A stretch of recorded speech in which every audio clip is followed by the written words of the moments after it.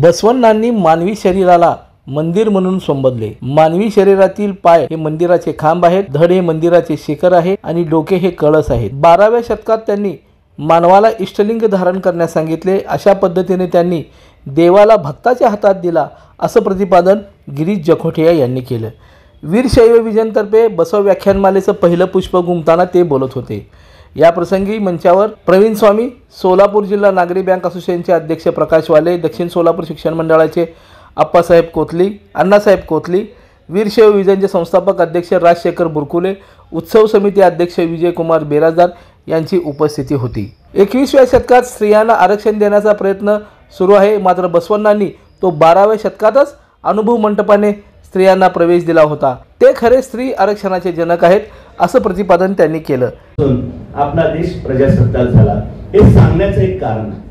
आज आपण संविधानाचं 75वं वर्ष साजरा करतो आहोत, म्हणजे अमृत महोत्सवी वर्ष साजरा करत आहोत।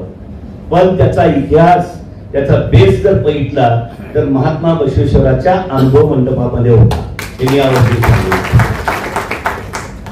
जगातले पहिले विचारवंत, थोर विचारवंत असे होते ज्यांनी विधवेचा पुनर्विवाह केला। असे विचारवंत वीरशैवामध्ये ज्यांनी जात मानली नाही, जो गळ्यात लिंग मानतो तो लिंगायत।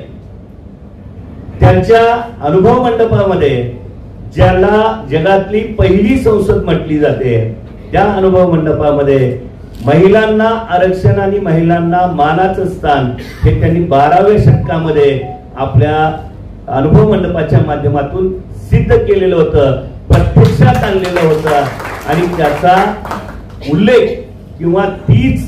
यावेळी शिवानंद भरले, अशोक खानापुरे, शिवलिंगप्पा शाबादे, अनिल गिराम, विजय कालादी, मनोज पाटील, अनिल दुलंगे यांच्यासह इतर पदाधिकारी उपस्थित होते। कार्यक्रमाचं प्रास्ताविक राजशेखर बुरकुले यांनी केलं। उपस्थितांचं स्वागत सोमेश्वर याबाजी यांनी केले। लाईक करा, कमेंट करा आणि सबस्क्राइब करायला विसरू नका।